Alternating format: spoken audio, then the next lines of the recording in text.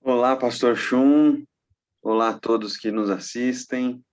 Que bom estarmos juntos mais uma vez para dar sequência no nosso estudo sobre os profetas menores.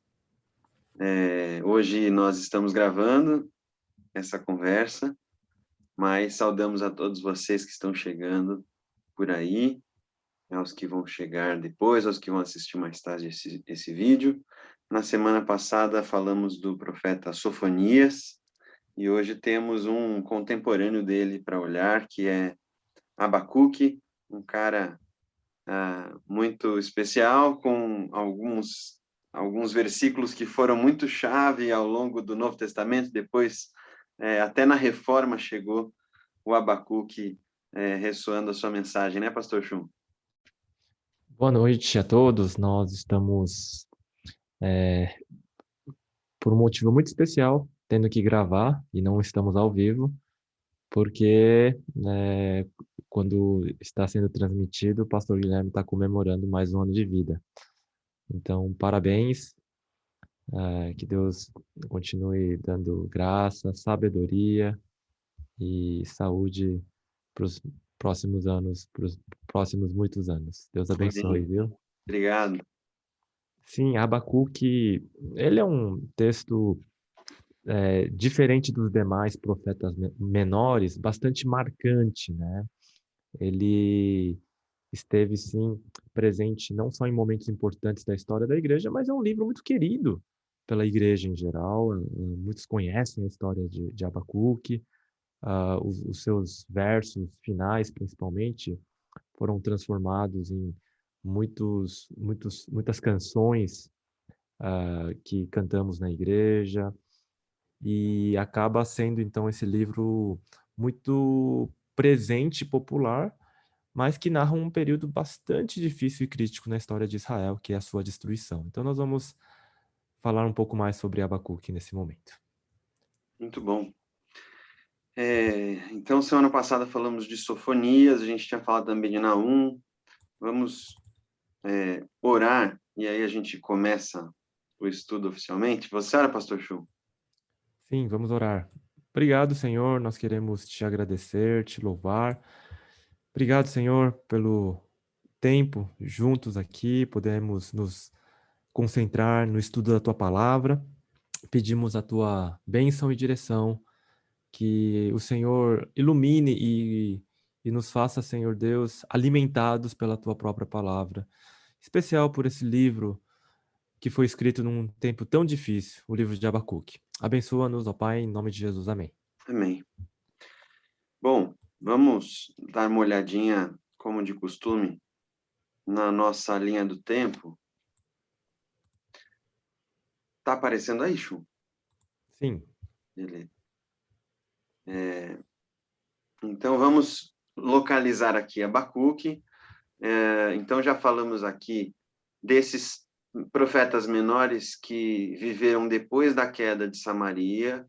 Então, depois que o Reino do Norte já tinha sido desmantelado, Naum é esse profeta que registra um relato muito sanguinário, muito violento, dolorido. E falamos, então, semana passada de Sofonias, que é um livro de muita esperança.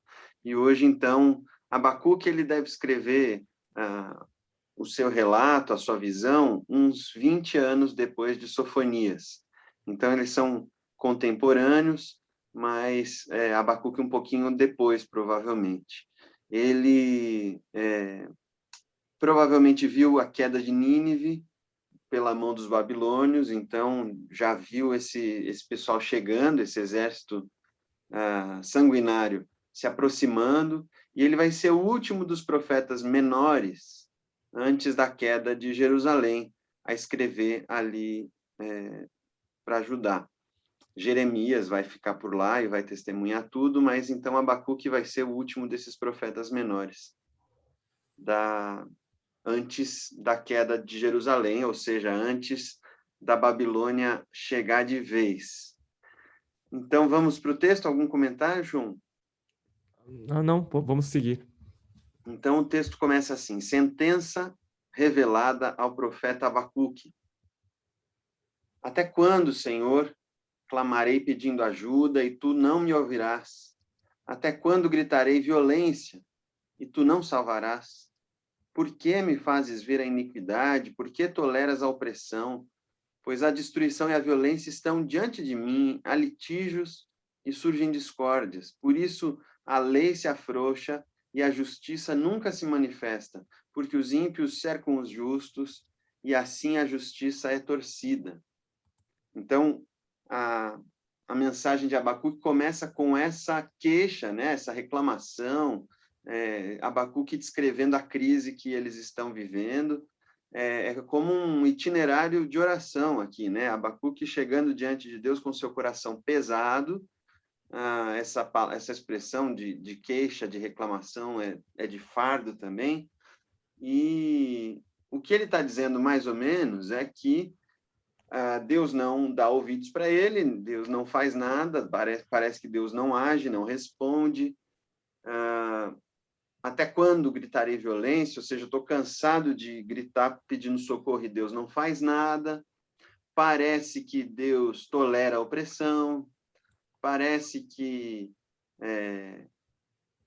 por causa dessa ausência de Deus, a lei não vale mais nada, ninguém mais quer saber do que Moisés escreveu, do direito, da justiça.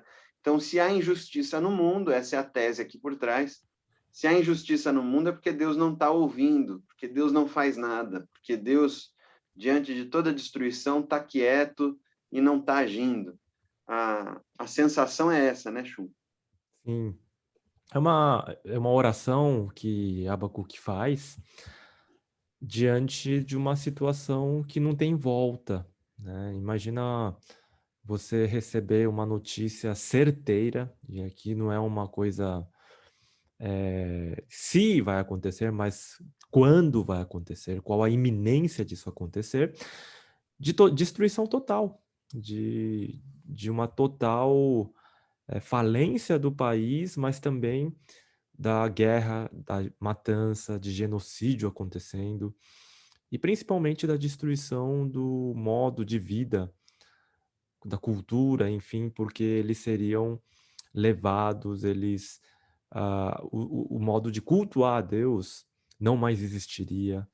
Então, ele está diante de uma situação onde Deus já havia avisado diversas vezes, mas mesmo numa situação dessa, quem, né, poderia não ficar tão indignado ou tão inquieto com a situação? Então, é uma oração que nós podemos ver aqui e sentir o sentimento de impotência, o seu sentimento de ser, mas Senhor, não tem nada que a gente possa fazer, né? E essa oração. E o livro de Abacuque, ele vem ao coração, porque assim como muitos dos salmos que nós temos na Bíblia, o livro de Abacuque, ele é uma grande oração, né? Tem muitos trechos que são nessa linguagem de oração a Deus. E quando nós oramos a Deus, algo realmente especial acontece, mesmo numa situação tão difícil. Então, esse é um típico exemplo de como os sofrimentos dessa vida podem ser encarados na presença de Deus. E aqui você tem, então, esse profeta clamando a Deus por socorro, por justiça, para que ele olhe com carinho para o seu povo escolhido. Mas já era tarde.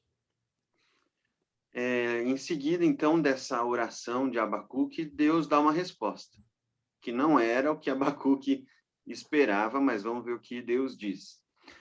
Olhem entre as nações e vejam, fiquem maravilhados e admirados, porque no tempo de vocês eu realizo obra tal que vocês não acreditarão se alguém lhes contar. Pois eis que trago os caldeus, que são os babilônios, nação cruel e impetuosa, que marcham pela largura da terra para apoderar-se de moradas que não são suas. Eles são pavorosos e terríveis, fazem as suas próprias leis e impõem a sua dignidade. Os seus cavalos são mais ligeiros do que os leopardos, mais ferozes do que os lobos ao anoitecer. Os seus cavalos se espalham por toda parte. Sim, os seus cavaleiros chegam de longe, voam como águia que se precipita para devorar. Eles todos vêm para fazer violência. Estão determinados a seguir em frente. Reúnem os cativos como se ajunta areia. Zombam dos reis. Os príncipes são motivos de riso para eles. Riem de todas as fortalezas porque, amontoando terra, as conquistam. Então passam como passa o vento e seguem adiante. Tornam-se culpados estes, cujo Deus é a própria força. Uau, uma palavra dura, né? Deus está falando assim para Abacuque: Abacuque, eu não estou parado, não. Você acha que eu não estou agindo, mas você e todas as nações verão e vão ficar chocados, porque eu já estou trabalhando enquanto vocês estão vivos. No tempo de vocês, eu já estou trabalhando em uma coisa que vocês não vão acreditar. O que eu estou fazendo é que eu estou trazendo os caldeus, os babilônios, que são o exército mais violento que vocês já viram, e que fazem suas próprias leis. A descrição dos babilônios, apesar do volume de sangue, mas ela é muito similar a qualquer uma das nossas civilizações, né, Shun? Nós fazemos as nossas próprias leis, impomos a nossa dignidade, o que a gente acha que é o jeito certo de viver. Os estados, os governos definem isso, disputam na guerra quem é o mais poderoso, tem os impérios aí que nos dominam, e termina com essa palavra assustadora, né? Tornam-se culpados estes cujo Deus é a própria força. É uma nação que confia na sua própria capacidade, na sua própria esperteza, na sua própria ligeireza, no seu poderio militar. A gente poderia falar sobre qualquer império da história da humanidade, isso aqui seria verdade, né? Claro, a Babilônia, vai ser então, na sequência da história da humanidade, a grande superpotência da época. Até então, nós tínhamos o Egito, nós tínhamos, a Assíria, mas a influência da Assíria e do Egito, ela é um tanto regional, ela não consegue uma vasta extensão territorial no seu império. Ela consegue sim ter muita influência e poder, mas ela é mais regional. Agora, podemos dizer que a Babilônia é a superpotência mundial, o primeiro grande império que vai dominar ali rapidamente diversas nações, povos, abrangendo assim um território continental gigantesco, praticamente todo o mundo antigo. Então, a Babilônia, nós precisamos entender, ele é uma evolução de diversas nações que se estabeleceram ali.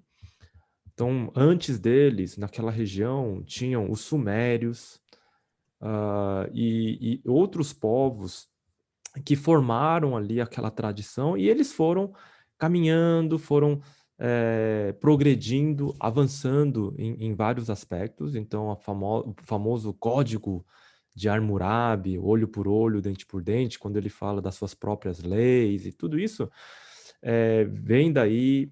Então, e lá atrás, os sumérios tinham uma pretensão dominadora já presente ali, né? Então, você tem especificamente um texto antigo, e nesse texto antigo, eles mostram que eles queriam uma hegemonia cultural.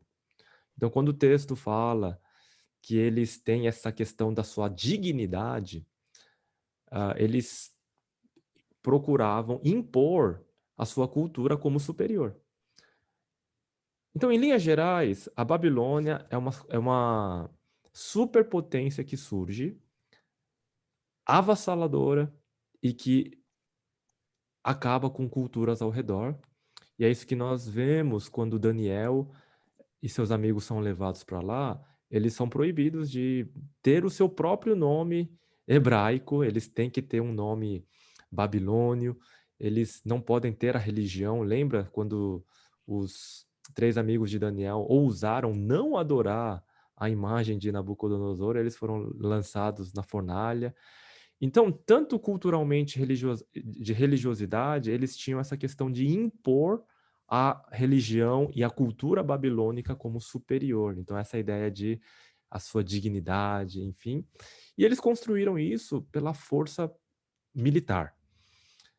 Ah, a Babilônia, então, ela foi um império comparado, pode ser comparado com algo recente que aconteceu na história, que foi o nazismo, que tinha essa ideia de superioridade cultural e rapidamente ocupou vários países, né, e tendo uma influência global, mas foi rápido.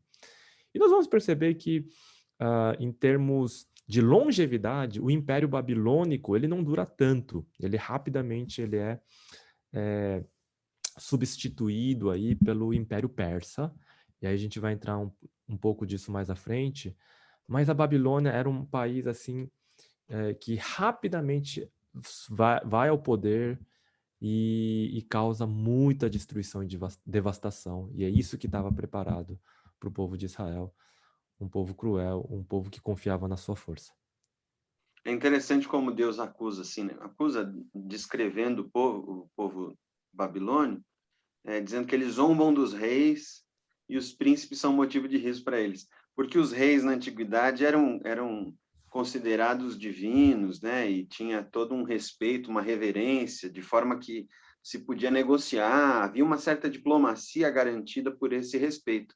Mas os babilônios não estavam nem aí, queriam mais era destruir tudo e tomar conta para eles. Outra coisa engraçada é riem de todas as fortalezas, porque amontoando terra as conquistam. Era uma estratégia dos babilônios também. Como as cidades eram fortificadas, né, tinham um muro, eles simplesmente faziam um esforço para fazer uma rampa de terra, do que fosse ali, de pedras, de madeira, para superar essas fortalezas. Então, era uma estratégia que para a gente até parece banal, mas que eles empregavam com muito sucesso. E aí, então, Abacuque vai falar assim, escuta, Deus, então você está falando que você está presente, que você não se ausentou, que você está ouvindo a nossa aflição, mas a tua resposta é trazer, agir por meio dos babilônios, o Senhor é que está convidando os babilônios para vir para cá, e aí, então, a queixa vai ser nesse sentido, essa segunda queixa, vamos ver. Não és tu, desde a eternidade, ó Senhor, meu Deus, ó meu santo, não morreremos. Ó Senhor, puseste aquele povo para executar juízo. Tu, ó rocha, o estabeleceste para servir de disciplina. Tu és tão puro de olhos que não podes suportar o mal nem tolerar a opressão. Por que, então, toleras os traidores e te calas quando os perversos devoram aqueles que são mais justos do que eles? Ou seja, nós somos mais justos do que os babilônios. Tudo bem, cometemos pecados, estamos errados, mas eles são muito piores do que nós. Então, como é que você tolera que eles devorem a gente? Por que tratas as pessoas como se fossem peixes do mar, como se fossem animais que rastejam, que não tem quem os governe? O inimigo pesca todos com o anzol, apanha-os na sua rede, os ajunta na sua rede de arrastão, então ele se alegra e fica contente. Por isso ele oferece sacrifício à sua rede, queima incenso à sua rede de arrastão, pois é por meio delas que aumentou as suas riquezas e tem abundância de comida. Ou seja, a Babilônia avança de forma militar e aí depois vai cultuar os seus deuses militares. E assim por diante. Aquelas divindades a quem ela atribui o seu sucesso são as divindades que vão ganhar fama. É isso que o Senhor está deixando acontecer, Deus? O Senhor está deixando que outros deuses sejam glorificados por conta da vitória deles? Mas será que ele continuará a esvaziar a sua rede? Será que continuará a matar os povos sem dó nem piedade? Aí Abacuque termina assim: Estarei na minha torre de vigia, ficarei na fortaleza e vigiarei para ver o que Deus me dirá e que resposta eu terei à minha queixa. Então, Abacuque está revoltado. Como é que Deus, sendo justo, sendo santo, que não tolera opressão, está falando para mim que vai transformar a Babilônia em instrumento dele, para fazer a vontade dele? Como é que isso pode ser? Isso vai acabar dando glória aos outros deuses. Onde é que Deus está vendo vantagem nisso? Então, quer saber? Eu vou ficar na minha torre, vou ver essa desgraça acontecer e vou ficar aqui esperando se Deus me fala alguma coisa, alguma resposta da minha queixa. Olha só que interessante. Na verdade, você tem Abacuque em oração, tentando, de alguma forma, argumentar com Deus, né, para ver se Deus muda de ideia. Então, é mais ou menos o que aconteceu com Moisés. Quando Moisés estava lá conduzindo o povo pelo deserto, Deus resolveu matar todo o povo ali no deserto. E nesse momento, então, Moisés começa a orar intercedendo, e ele fala: Senhor, o que vai ser do seu nome entre as nações se o Senhor que tirou esse povo lá do Egito os matar, né? E aí a gente vê a linguagem onde Deus ele coloca como se arrependesse, né? E que ele não mataria mais o povo, ouvindo a oração e a intercessão de Moisés. Então essa foi uma intercessão bem sucedida.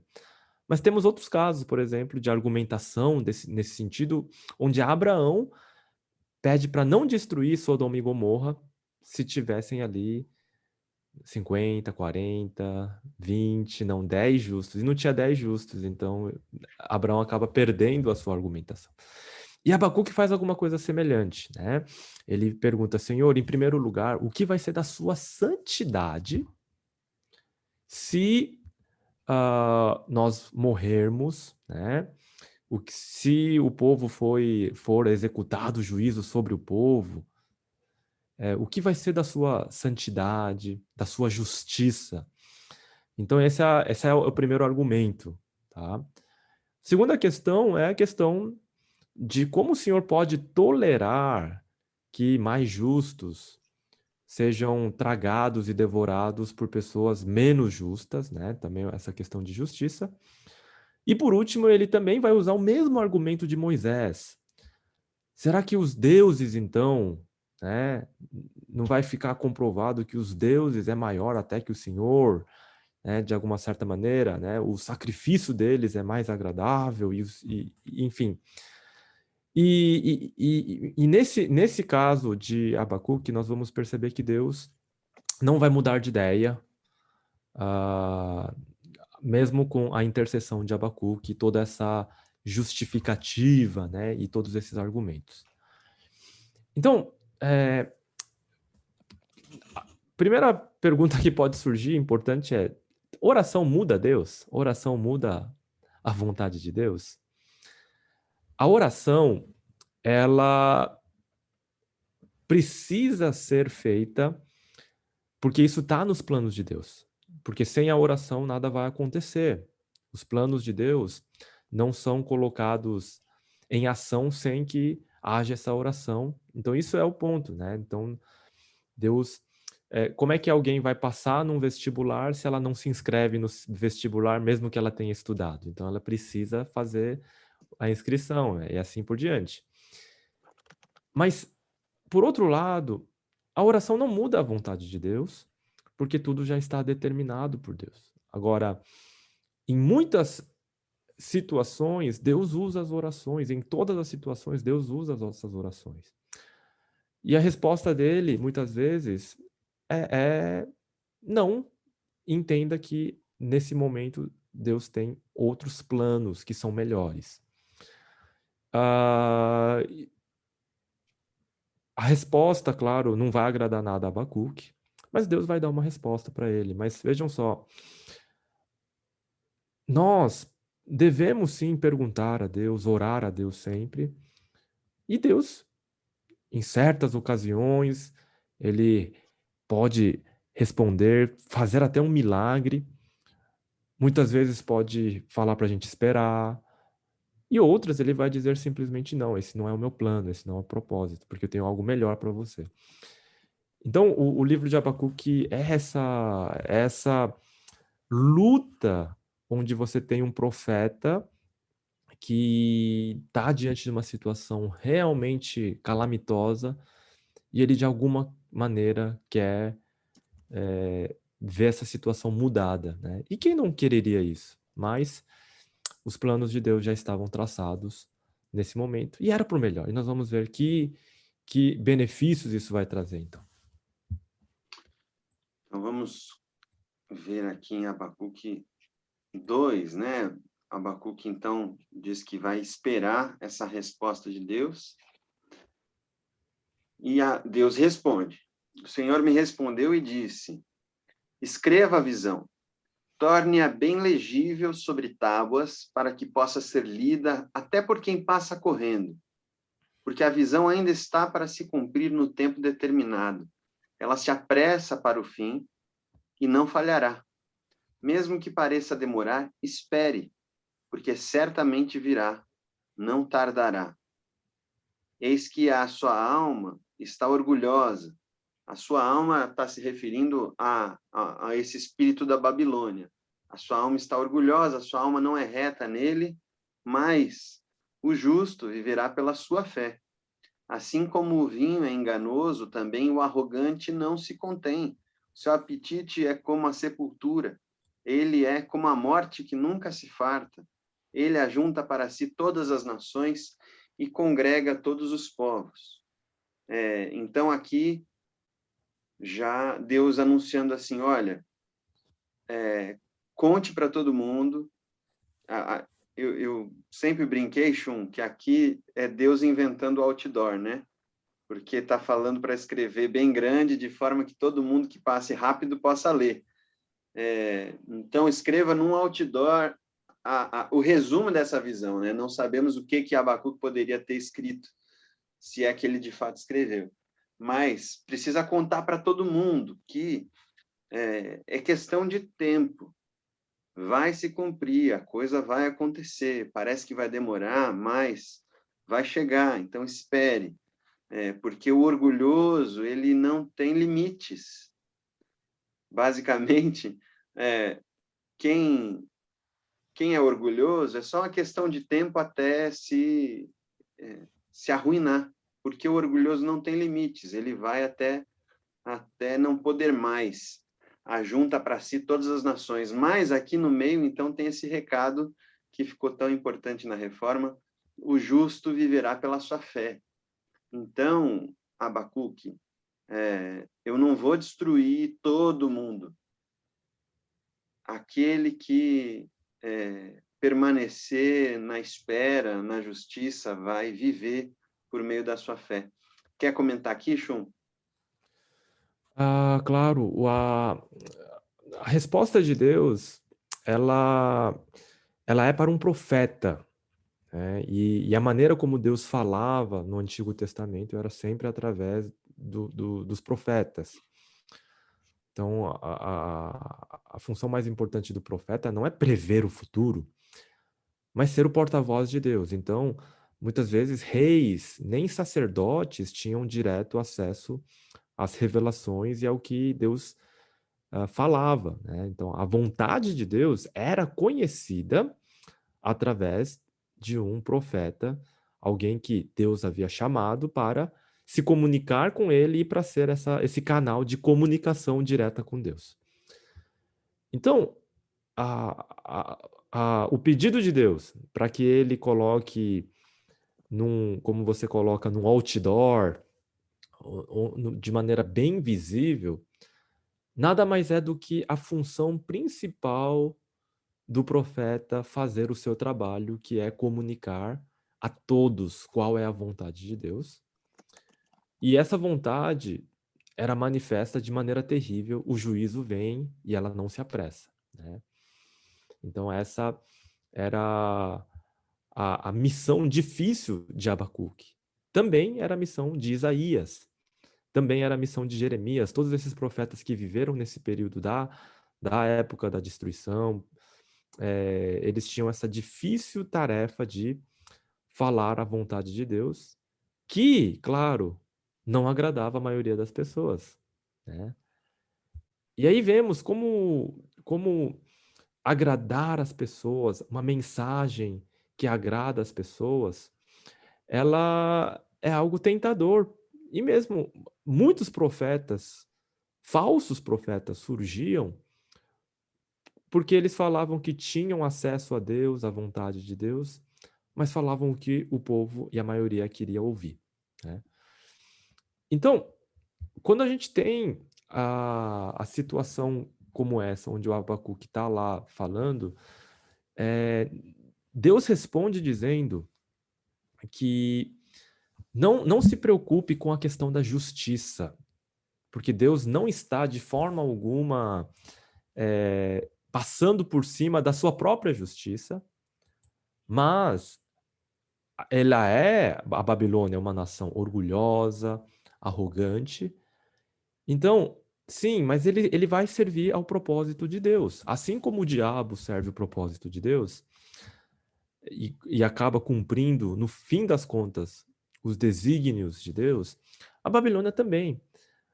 Então, não se preocupe com a Babilônia, preocupe-se com a sua fé, né? Preocupe-se com a verdade de que o justo vive pela fé. Então, a resposta, a argumentação, né, a pergunta de Abacuque de Deus é essa. E a sua justiça, Senhor?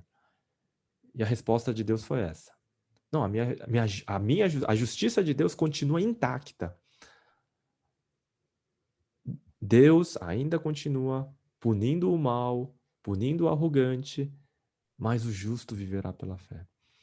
Então, olha só que é a frase que Romanos usa, é a frase que Gálatas usa, justo viverá pela fé. É uma frase tão emblemática, é uma frase que, de alguma maneira, captura a essência do evangelho, não é mesmo? Quem é o justo? Não é aquele que é bom, aquele que faz o bem, aquele que é honesto. Quem é o justo é aquele que vive pela fé. Então, como era necessário a fé naquele momento tão difícil, né? E a fé nossa tende a se fortalecer no meio da fornalha, no meio das tribulações. Então, olha só um primeiro propósito interessante. A fé dos justos iria crescer no meio daquela destruição toda. Anos mais tarde, nós podemos ver a qualidade dos crentes, perdão, a qualidade daqueles que temiam a Deus na Babilônia. Você vê Daniel, seus amigos, olha a qualidade da fé dessas pessoas no meio de uma situação completamente adversa, no meio da tribulação. Então, esse é um primeiro propósito, esse é um primeiro ponto positivo, né, que sai dessa situação tão difícil e calamitosa. O justo continua vivendo pela fé e os justos são fortalecidos na sua fé no meio da tribulação. Em seguida, a gente tem uma série de ais, que são uma expressão de condenação, né, de sentença, que também Isaías usa, até Jesus usou contra as cidades pelas quais ele passou e que não deram ouvidos a ele. Então, vamos ler aqui. Não é fato que todos esses povos proferirão contra ele, contra a Babilônia, um provérbio, um dito em tom de zombaria?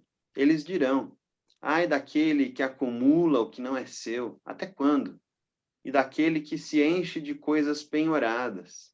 Será que não se levantarão de repente contra você os seus credores? E não despertarão aqueles que farão você tremer? Você lhe servirá de despojo, visto que você despojou muitas nações. Todos os povos que restaram virão despojá-lo, porque você derramou muito sangue e cometeu violência contra a terra, contra as cidades e contra todos os seus moradores. Ai daquele que ajunta em sua casa bens mal adquiridos, para pôr o seu ninho num lugar bem alto, a fim de livrar-se das garras do mal. Os seus planos resultarão em vergonha para sua casa. ao destruir muitos povos, você pecou contra a sua própria vida, porque as pedras das paredes clamarão contra você e as vigas do madeiramento farão eco. Ai daquele que edifica uma cidade com sangue e a fundamenta na iniquidade.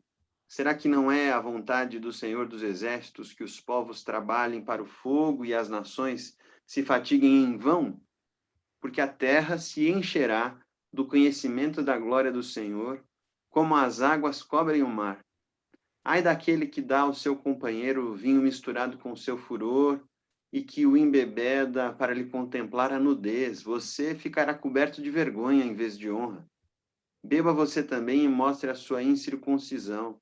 Chegará a sua vez de pegar o cálice da mão direita do Senhor, e a sua glória se transformará em vergonha. Porque a violência contra o Líbano cairá sobre você, e você ficará apavorado por ter destruído os animais, porque você derramou muito sangue e cometeu violência contra a terra, contra as cidades e contra todos os seus moradores. Para que serve o ídolo, visto que o seu artífice o esculpiu? E de que serve a imagem de fundição, mestra de mentiras, para que o artífice confie na sua obra, fazendo ídolos mudos? Ai daquele que diz à madeira, acorde, e a pedra muda, levante-se. Pode o ídolo ensinar? Eis que está coberto de ouro e de prata, mas no seu interior não há fôlego nenhum. O Senhor, porém, está no seu santo templo. Cale-se diante dele toda a terra. Shum. Olha só, é o tema da justiça de Deus, né? Então, quando Abacuque questiona, e Senhor, isso é justo? Né? Isso, como pode uma nação tão cruel e perversa prevalecer sobre os justos, sobre os mais justos? E a resposta de Deus é não, a justiça de Deus continua intacta, tanto é que a Babilônia, por toda a sua maldade, por toda a sua violência, vai ser punida. Mas percebam aqui que parece que não é só contra a Babilônia que esse juízo é proferido, mas para toda a humanidade, que coloca as riquezas, o poder em primeiro lugar, subindo ao poder, prejudicando outras pessoas, né? Violência contra a terra, contra a criação, né? Quando você tem a matança de animais, da própria criação do Senhor, quando você vê aqui a destruição. Então, temos aqui algo que não se refere tão somente à Babilônia, mas para nós hoje, né? Então, a questão é que Deus continua sendo justo em todo o tempo e que nisso tudo, tá, a vontade do Senhor continua operando, tá? E olha só que interessante esse verso, né? 13 e 14. Será que não é a vontade do Senhor dos Exércitos que os povos trabalhem para o fogo e as nações se fatiguem em vão, porque a terra se encherá do conhecimento da glória do Senhor, como as águas cobrem o mar? Então, aqui a ideia de que Deus está usando os povos para o seu propósito e na sua futilidade, como as nações elas vão e na sua idolatria, na sua falta de propósito, ela acaba se atropelando. É nesse aspecto, é nesse momento que então a glória de Deus se manifestaria, né? Então essa frase da glória de Deus enchendo toda a terra do seu conhecimento é não obstante um chamado missionário para que o povo de Deus manifestasse através da sua justiça a glória de Deus em toda a terra. Mas, ao mesmo tempo que a condução da história, o levantar-se e cair de reinos e nações e de impérios, também contribuía para que a glória do Senhor fosse conhecida. Então, naqueles episódios onde os 3 amigos de Daniel saem ilesos da fornalha, quando o próprio Daniel sai ileso da cova dos leões. Quem é que é glorificado nesses dois eventos? É o nome de Deus, do Deus de Israel, diante de todas as nações conquistadas pela Babilônia e pela Pérsia. Então, a glória de Deus, ela vai se manifestar, e esse é o plano de Deus. Mas vejam só, mesmo que seja levantando uma nação cruel como a Babilônia para destruir, levar pessoas cativas, e ali naquele palco armado, a Deus se manifestar miraculosamente, grandiosamente, através de pequenas ações de fidelidade também do povo de Deus, do seu testemunho, da pregação. Então, nisso tudo, Deus cumpria o seu propósito missionário, de que toda a terra iria conhecê-lo. E lá no final, no último versículo, pastor Guilherme, por favor, a gente pode descer lá. A questão da idolatria, né? Que era outra questão de Abacuque. Abacuque perguntou, Senhor, se esses pagãos, se os caldeus vencerem, vai ficar comprovado que o Senhor é mais fraco do que os deuses. E então a resposta de Deus, não, eles continuam sendo ídolos, eles são mudos, eles estão dormentes, né? Eles não vão ter poder nenhum, mas Deus está cumprindo seus planos, algo muito maior que você não entende. Então, o Senhor está no seu santo templo, cale-se diante dele toda a terra. Então, Deus usa uma expressão que está nos nossos hinos, nossos cânticos também, para dizer que Deus ele é soberano. Ele não precisa dar explicações, mas ao mesmo tempo ele diz, não, existe algo muito maior, uma perspectiva muito maior que você ainda não entende, mas vai entender. Deus está trabalhando do seu santo templo. Então, essa é a resposta de Deus. Muito bom. A sensação é que Deus deixa essas grandes potências, esses males, né, acontecerem de tempos em tempos, para mostrar justamente esse vazio da idolatria, né, essa incapacidade dos ídolos de salvar, de socorrer. O que ele está falando é que vai suceder aos poderosos a mesma desgraça que eles fizeram com os outros, né? O mal que eles realizaram vai cair sobre a cabeça deles. E o grande trunfo de Deus, a grande diferença desse Deus Todo-Poderoso revelado em Cristo Jesus, é a capacidade de transformar o mal em instrumento de graça, né? Transformar a maior desgraça em instrumento da sua graça, para revelar a sua glória nesse resgate, né? E por isso, então, termina aqui eu gosto dessa expressão de calem-se diante dele toda a terra, especialmente Abacuque, né? Abacuque, ó, você está reclamando, mas presta atenção. E ao prestar atenção, você vai ficar sem palavras. É um pouco do que aconteceu com Jó, né? Abacuque tem algumas... Ele começa com uma expressão que Jó também usou, até quando eu vou gritar violência, Deus não vai me ouvir. E Jó também é esse que precisa levar um chacoalhão, um balde de água fria para acordar e falar, opa, quer saber? É verdade, eu acho que eu não estava enxergando tudo. E aí, então, Abacuque escreve uma canção, né? Que, inclusive, o texto termina aqui embaixo, já vou ler o último versículo, ao mestre de canto para instrumento de cordas. Então, é um cântico para ser cantado com cordas, olha que coisa linda. Vamos ver o que escreve aqui o profeta Abacuque. Oração do profeta Abacuque sob a forma de canto. Senhor, tenho ouvido a tua fama e me sinto alarmado. Aviva a tua obra, ó Senhor, no decorrer dos anos e no decurso dos anos, faze-a conhecida. Na tua ira, lembra-te da tua misericórdia. Deus vem de Temã, que era no sul. O santo vem do Monte Parã. Aqui começa a se construir uma figuração do Êxodo, né? Assim como Deus fez lá no passado, quando ele está falando, olha, no decorrer dos anos, Senhor, lembra da tua obra, lembra do que o Senhor já fez e que a gente possa viver isso de novo.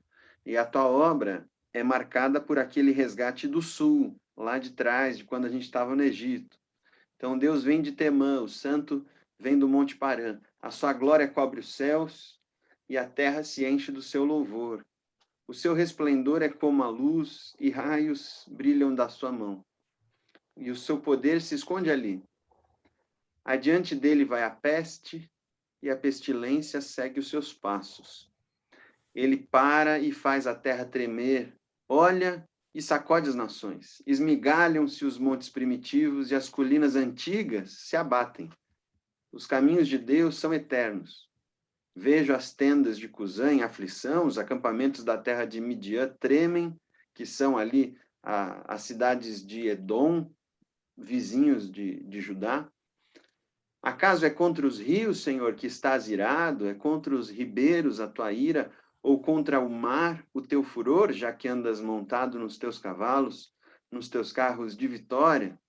Preparas o teu arco, a tua aljava está cheia de flechas. Tu fendes a terra com rios, os montes te veem e se contorcem. Torrentes de água passam, as profundezas do mar fazem ouvir a sua voz e levantam bem alto as suas mãos. Aqui são lembranças, né, dessa travessia do deserto, a saída do Egito, a guerra de Josué. O sol e a lua param nas suas moradas, ao resplandecer a luz das tuas flechas sibilantes, ao fulgor do relâmpago da tua lança. Na tua indignação marchas pela terra, na tua ira pisas as nações, tu sais para salvar o teu povo, para salvar o teu ungido. Feres o chefe da casa dos ímpios, deixando-o descoberto, vulnerável, exposto, dos pés à cabeça. Traspassas a cabeça dos guerreiros do inimigo com as suas próprias lanças, os quais, como tempestade, avançam para me destruir. Alegram-se como se estivessem para devorar o pobre em segredo. Marchas com os teus cavalos pelo mar, pela massa de grandes águas. Então, essa ideia de Yahvé, né, de Jeová, o que ele já fez no passado, né? Abacuque lembrando de como ele já resgatou o povo de situações mais improváveis ainda, mais confusas, complexas, e mesmo assim a própria criação abriu espaço para o povo passar. Deus dominou sobre as forças mais poderosas, que são as forças da criação, as forças da natureza, e mesmo assim Deus as dominou, né? Ouvi isso e o meu íntimo se comoveu, os meus lábios tremeram ao ouvir a sua voz. A podridão entrou nos meus ossos e os meus joelhos vacilaram, pois em silêncio devo esperar o dia da angústia que virá contra o povo que nos ataca. Entendi que esse dia vai chegar mesmo, não tem o que eu possa fazer para mudar isso, e eu devo esperar esse dia chegar. Mas, ainda que a figueira não floresça, nem haja fruto na videira, ainda que a colheita da oliveira decepcione e os campos não produzam mantimento, ainda que as ovelhas desapareçam do aprisco e nos currais não haja mais gado, mesmo assim eu me alegro no Senhor e exulto no Deus da minha salvação. Deus, o Senhor, é a minha fortaleza. Ele dá aos meus pés a ligeireza das corças, ou seja, eu consigo escapar de alguma forma. E me faz andar nas minhas alturas. Eu consigo caminhar no que me cabe. Aos mestres de canto para instrumento de cordas. Chum. Abacuque, ele estava com o olhar nos problemas. Ele estava olhando para a terra, ele estava olhando para a Babilônia, ele estava olhando para a situação calamitosa, mas agora é como se ele olhasse para o alto, ele olhasse para Deus, né? E aí então a reação é completamente diferente.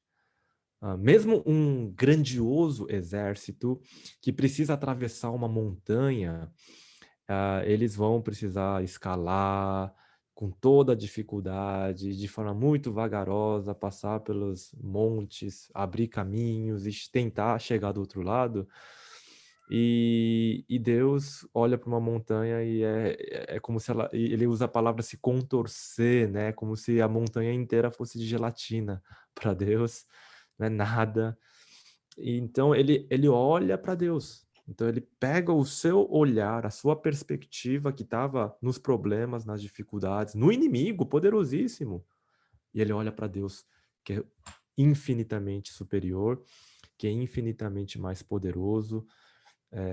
Basta olhar para a história, o que Deus já fez com a nação naquela época mais poderosa do mundo, o Egito, e de como Deus havia conduzido o seu povo pelo deserto, parado o sol, né, quando eles lutaram contra os povos de Canaã também. Então, você tem a memória da história que nos ajuda.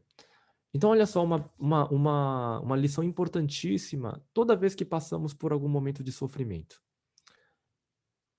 Quando olhamos para o problema, quando olhamos para a circunstância, ela tende a ser desesperadora, a saudade pela morte, a uma situação que é humanamente insuperável. Mas quando olhamos para Deus e olhamos no quê? Né? Olhamos o que Deus já fez na nossa vida no passado, né? Olhamos para o momento da nossa conversão, olhamos para para momentos onde Deus já nos socorreu. E é isso que Abacuque faz ao olhar para a história e ver esse Deus grandioso e poderoso. A segunda coisa, né, já tem a menção de Cristo aí do Evangelho no versículo 13, se você puder botar para a gente, pastor. No versículo 13, já no meio disso tudo, né, tem uma pequena frase que aponta ali. Ele diz assim: Tu saís para salvar o teu povo, para salvar o teu ungido, feres, né, a casa dos ímpios, deixa-os descobertos dos pés à cabeça, né? Aqui ele já menciona a ideia de salvar o povo e o ungido de Deus. O ungido poderia ser o rei, tá? Poderia ser o próprio profeta, sacerdote. Os três eram profissões, vamos dizer assim, que recebiam essa unção. Mas quando você tem esse artigo definido, o teu ungido, né? É algo um tanto específico, tá? Então, Cristo já, de alguma maneira, já é antecipado aqui no meio dessa calamidade toda. Então, é Jesus Cristo presente. E olha só como funciona também no meio das nossas calamidades. Na nossa calamidade, nas nossas situações de desespero, Cristo, ele aparece de relance em determinados momentos, né? Como se a presença dele, de forma totalmente inesperada, nos consolasse. E aqui também ele diz: mas Deus, no meio disso tudo, ele sai para salvar o seu povo, o seu ungido. Então, esse é o conforto que o povo também tinha, a certeza de que, mesmo diante de uma situação tão difícil, Deus estaria com ele. E então, diante dessa situação, ele olha novamente para os problemas, né? Só que ele olha com um novo olhar. E aí vem essa parte belíssima dessa oração cantada. Ainda que a figueira não floresça, nem haja fruto na videira, ainda que a colheita da oliveira decepcione, os campos não produzam mantimento, ainda que as ovelhas desapareçam do aprisco e nos currais não haja gado, mesmo assim eu me alegro no Senhor e exulto no Deus da minha salvação. Então, olha, não mudou nada. A circunstância e a situação não mudou absolutamente nada. Pelo contrário, ficou pior porque ficou ainda mais claro quem é o inimigo, o que vai acontecer e que não tem nada para fazer para evitar. Mas ele olha para Deus, contempla a sua majestade, a sua glória, o seu poder, os seus feitos na história. Agora ele olha novamente para a circunstância e a reação dele é outra. mesmo que isso tudo aconteça, mesmo que, né, haja tragédias, mesmo que não haja fruto na videira, mesmo que todas essas coisas ruins aconteçam, mesmo assim, eu me alegro no Senhor. Então, é o que a oração deve fazer. A oração nos transforma. E a verdadeira oração é quando nós conseguimos contemplar o poder, a glória, a santidade de Deus, e ela é transformadora. Mesmo que a situação não mude, ela nos transforma. E aqui nós vemos o caso mais emblemático, um dos casos mais emblemáticos na Bíblia de uma oração onde Deus não responde como o profeta quer, mas você vê uma mudança na atitude. Olha a atitude lá do capítulo 1. Clamo por violência, até quando o Senhor não vai me ouvir? E aqui você tem, no final dessa oração, essa paz que vem do Senhor. Não um mero conformar-se, mas ele confia em Deus. Ele sabe que mesmo diante disso tudo, Deus tem um plano, Deus tem o melhor. E ele então confia nesse Deus. Não simplesmente se conforma, mas ele passa a depositar essa imensa confiança em Deus, trazendo essa atitude completa de mudança. Maravilhoso isso, né? E então é o olhar dele que muda, né? Ele tem um vislumbre desse Deus muito superior ao que ele podia imaginar. E é sempre assim, irmãos. O nosso Deus, ele é muito maior do que a gente experimenta.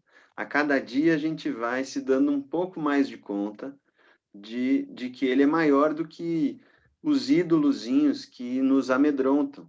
A gente fica com medo da escassez, com medo de exclusão, de humilhação, de qualquer coisa, e Deus vai se mostrar muito superior a tudo isso.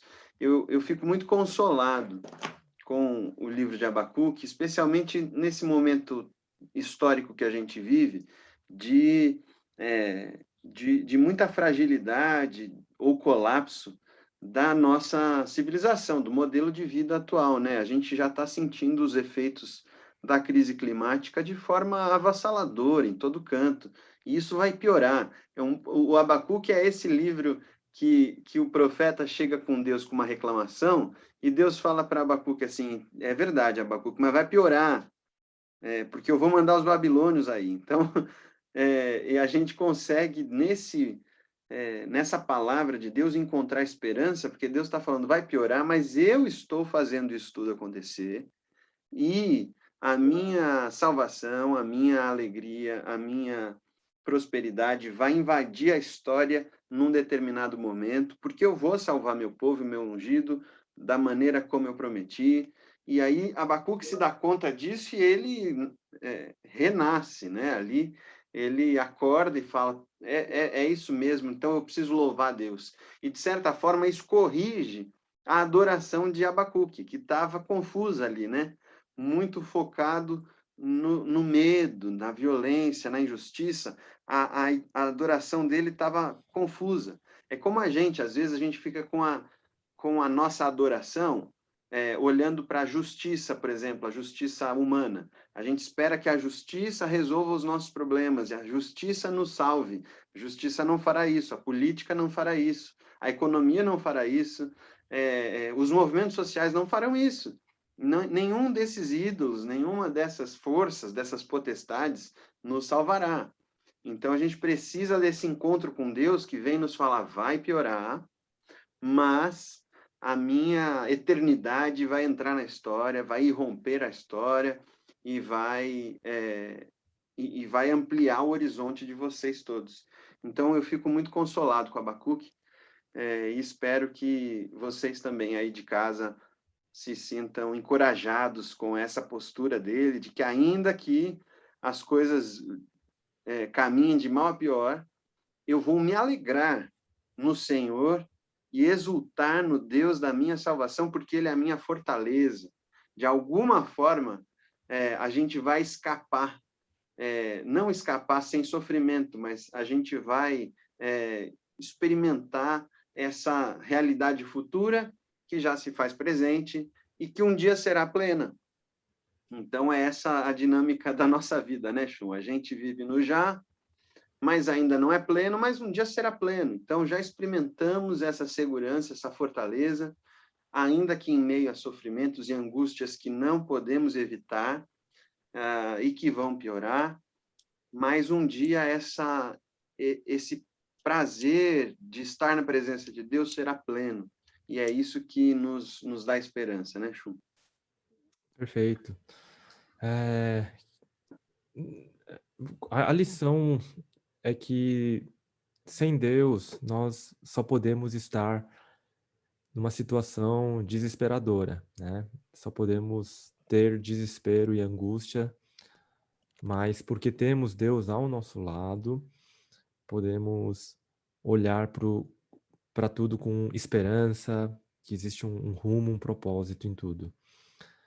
Então, mesmo nas situações mais difíceis, né, nesse momento, muita gente aí sofrendo com mortes, perdas, né, na nossa própria igreja, a situação econômica que se agrava, não parece que ia melhorar, mas mesmo com a pandemia, né, as perspectivas não são tão boas. Enfim, tudo isso é para nos desesperar, é para nos derrubar, mas vejam só que lição preciosíssima de Abacuque, né? Como o Abacuque é atual, como ah, esse livro traz tanto conforto e nos chama para colocarmos a nossa visão no lugar correto, né? Não nos problemas, mas no Senhor que é acima de todos eles. Então, essa é uma chamada muito importante para todos nós. E como nós precisamos aprender a vislumbrar a esse Deus.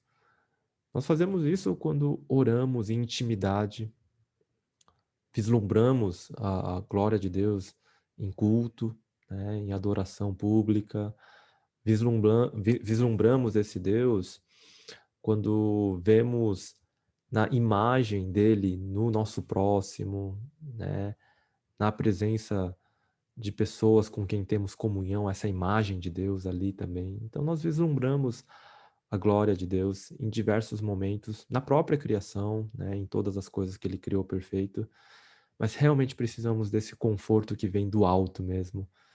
E é isso que esse livro pequenino, de apenas 3 capítulos, mas tão atual e tão importante, ensina para todos nós. É isso, irmãos. Hoje, então, não teremos as nossas perguntas, mas qualquer dúvida, qualquer comentário, escreva no WhatsApp da nossa igreja, que vai ser um prazer trocar ideias sobre esse livro. E nos vemos, então, domingo, se Deus quiser, nos horários normais de culto. Você pode se inscrever também pelo grupo do WhatsApp. Se você ainda não participa, você pode mandar uma mensagem para a gente pelo site da igreja, tá bem? É isso, Chum. Podemos orar para nos despedir? Claro.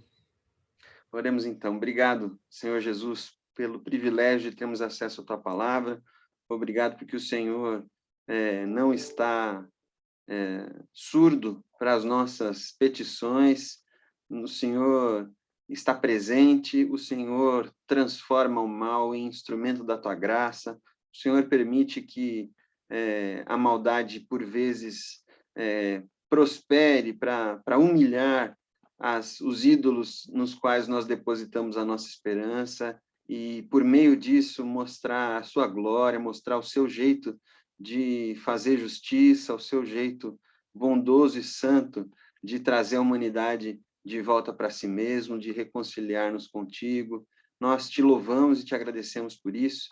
Faz-nos, Senhor, esses instrumentos de proclamação dessa salvação, dessa esperança que nós temos em Ti, assim como Abacuque, em seu tempo, foi chamado para anunciar a quem passasse até correndo a sua palavra.